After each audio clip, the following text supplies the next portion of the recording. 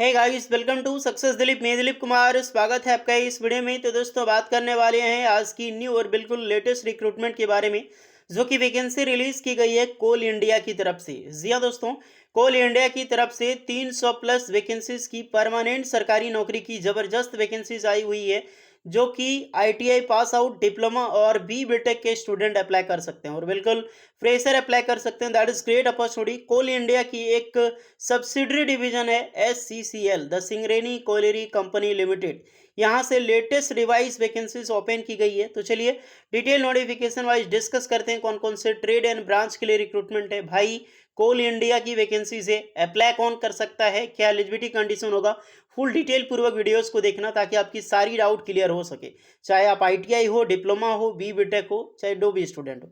चलिए स्टार्ट करते हैं वीडियोस को। आगे बढ़ने से पहले चैनल पे अगर आप नए हैं so please do subscribe and hit the bell icon, ताकि इसी तरह लेटेस्ट गवर्नमेंट जॉब से रिलेटेड अपडेट आपको हमेशा मिलते रहें। सो गाइज, ये है ऑफिशियल नोटिफिकेशन जो कि रिलीज की गई है डायरेक्टली SCCL की तरफ से, the Singareni colliery company limited की तरफ से। देखिए गाइज, होपफुली बहुत सारे कैंडिडेट को पता होगा इस वैकेंसीज के बारे में, क्योंकि ये रिक्रूटमेंट बहुत पहले निकाली गई थी। लेकिन इसकी online form, by the way elections के चलते ऑनलाइन लिंक ही एक्टिवेट नहीं की गई थी, जितने भी स्टूडेंट को पता है। क्योंकि ये वैकेंसी करीब अप्रैल से काउंटडाउन चल रही है। अप्रैल में वैकेंसी शॉर्ट नोटिफिकेशन आई, अप्रैल में नहीं, मार्च में ही। देन अप्रैल से मई तक ये एक्सटेंड हुई, फिर 15 मई से इसका फॉर्म स्टार्ट होना था, फिर से वैकेंसीज को दोबारा एक्सटेंड किया गया। उसके बाद जो वैकेंसीज है, ये देख लो लेटेस्ट रिक्रूटमेंट। इसका ऑनलाइन फॉर्म आप फिलअप कर सकते हैं 10 जून 2024 से, यानी कि इसकी फॉर्म लिंक अभी तक एक्टिवेट नहीं की गई है। ये बिल्कुल वही नोटिफिकेशन है 02/2024 SCCL। तो जितने भी स्टूडेंट हैं ध्यान दें, ये फॉर्म कल से शुरुआत हो रही है, बिकॉज इलेक्शंस के चलते से आचार संहिता भी लागू था, और इलेक्शंस को देखते हुए, मद्देनजर रखते हुए इन्होंने कोई भी फॉर्म लिंक एक्टिवेट नहीं की है। फाइनली 10 जून 2024, यानी कि आज PM मोदी शपथ लेंगे। कल, अब शपथ लेंगे नहीं, मैं लाइव देख रहा हूँ शपथ ले रहे हैं, तो डायरेक्टली आप यहाँ पे कल से आप इसका फॉर्म फिलअप कर सकते हैं। और 29 जून 2024 तक लास्ट डेट है इसका फॉर्म अप्लाई करने का। तो लेटेस्ट रिक्रूटमेंट है, बहुत अच्छी खासी वैकेंसी है, परमानेंट सरकारी नौकरी है, तो मौका मत छोड़ना। फॉर्म स्टार्ट नहीं हुए, फॉर्म कल से शुरुआत होगी। तो चलिए एक बार फिर से ब्रीफ नोटिफिकेशन को डिटेल पूर्वक जानेंगे कि भैया फॉर्म कौन अप्लाई कर सकता है, क्योंकि फॉर्म अप्लाई ऑल इंडिया के कैंडिडेट नहीं कर सकते हैं। कर सकते हैं तो काफ़ी सारा रेस्ट्रिक्शंस है, यानी कि बहुत कम वैकेंसीज दिया है इंडिया वालों के लिए। चलिए देखते हैं नोटिफिकेशन। ये है भैया ऑफिशियल नोटिफिकेशन। और कोल माइनिंग इंडस्ट्री बहुत बड़ी इंडस्ट्री है। ये कंपनी जो बेस्ड है टोटली तेलंगाना स्टेट में, नाम ही है SCCL, तो साउथ इंडिया में ही बेस पड़ती है यहाँ पे। अलग अलग वैकेंसीज यहाँ पर रिलीज की गई है। पे पैकेज अगर आप देखना चाहते हो तो देख सकते हैं। सैलरी की टेंशन नहीं है भैया, बम्पर सैलरी मिलती है, वो भी कोल इंडिया पार्ट है, तो टेंशन लेने का नहीं। और इसमें ITI डिप्लोमा बी बीटेक के लिए वैकेंसीज है। चलिए वैकेंसीज सबसे पहले हम डिस्कस करते हैं मैनेजमेंट ट्रेनी की, यानी कि हाई लेवल पोस्ट है। वैकेंसी देखो E2 ग्रेड की जॉब है भैया। 42 वैकेंसी है, यानी कि 32+10। अब यहाँ पर क्या क्या लिखा होगा ध्यान से देखना।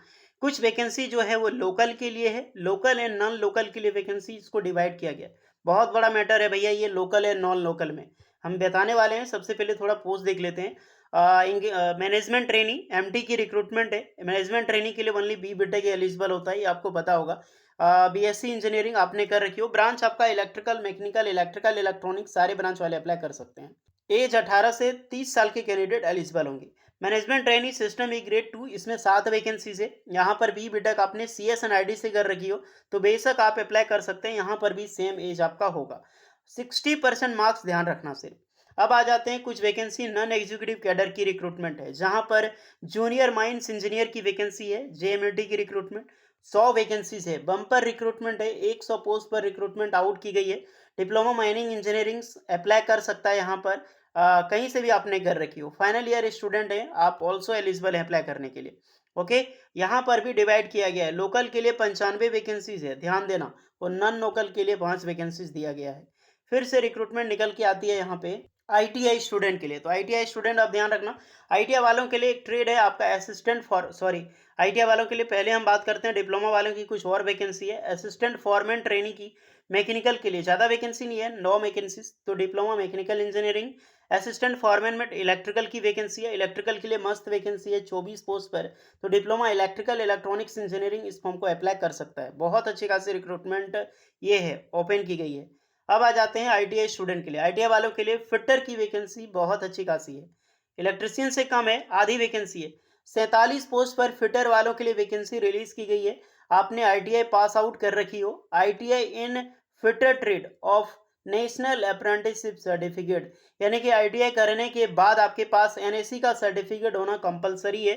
47 पोस्ट है, 2 वैकेंसी मात्र देख सकते हैं नॉन लोकल के लिए। लोकल के लिए 45 वैकेंसीज है।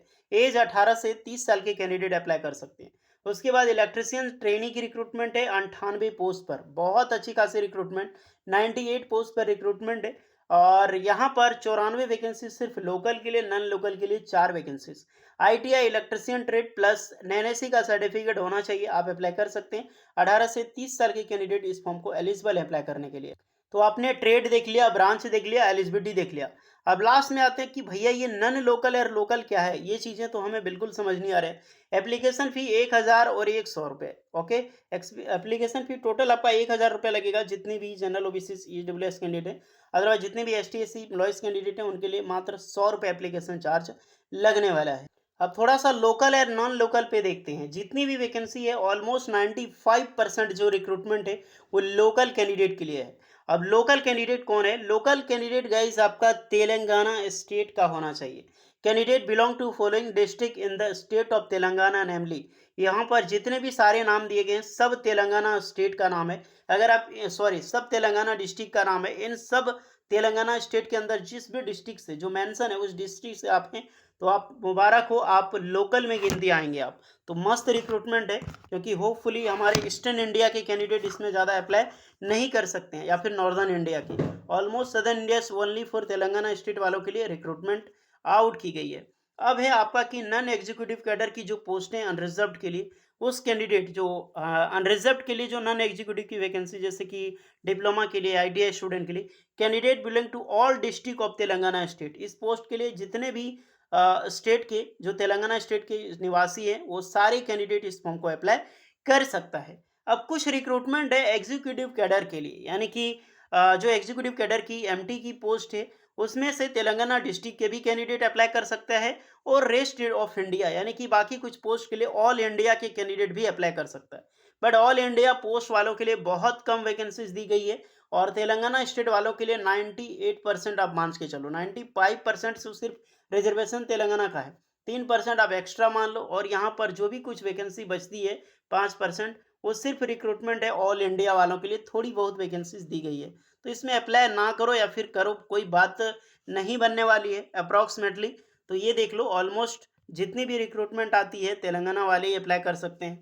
साउथ में जो भी वैकेंसी निकलती है, north India eastern India eligible ही नहीं होता है। तो हमें यूपी बिहार झारखंड वालों से सीखनी चाहिए, झारखंड वालों को, गवर्नमेंट को सीखनी चाहिए ये सब करके, कि जब भी वहाँ से रिक्रूटमेंट निकलती है तो वो सब हमें एलिजिबल नहीं होने देते हैं। तो हम भी वैकेंसी जब निकालते हैं तो क्यों साउथ इंडिया एलिजिबल हो। मैं कोई भी डिनाई नहीं कर रहा हूँ, साउथ इंडियन स्टूडेंट या फिर जो नॉर्दर्न स्टूडेंट, हमारे सारे स्टूडेंट हैं। लेकिन एक चीज़ तो गलत कर रही है ना गवर्नमेंट, मौका तो सभी कैंडिडेट को मिलना चाहिए। भैया आप इंडियन हो, आपकी कंपनी इंडिया से, गवर्नमेंट कंपनी है, लीड करती है। मानता हूँ तेलंगाना वाले ज़्यादा इसमें रेफर करते हैं, बट कुछ ना कुछ गवर्नमेंट ऑफ इंडिया सब्सिडरी होता है, तो आराम से कहीं ना कहीं एलिजिबल होना चाहिए। चाहे 20% ही दे दो ना यार, ज़्यादा मत दो, या फिर 50-30 70-30 कर दो। 30% रख दो ऑल इंडिया वालों के लिए, 70% जो रख दो तेलंगाना के लिए। लेकिन ये नहीं करते हैं। हमें झारखंड, बिहार हो गया, या फिर यूपी वाले हो गया, तो ये सब चीज़ हमें सीखनी चाहिए इन लोगों से, क्यों हम वैकेंसीज को एलिजिबल मानते हैं। खैर जो भी हो, जितने भी इंटरेस्टेड कैंडिडेट हैं मोस्टली सक्सेसफुली जाकर अप्लाई कीजिए। होपफुली तेलंगाना वालों के लिए बहुत कम कट ऑफ में आपको जाने वाली है, सिलेक्शंस मिलेगी आपको, तो ज़रूर है। ओके, सारे लिंक डिस्क्रिप्शन में मौजूद है। कुछ डाउट है तो कमेंट करके बताइएगा। वीडियो इस पर लगी हो तो please like share and subscribe करें। मिलते हैं नेक्स्ट वीडियो में, तब तक के लिए जय हिंद।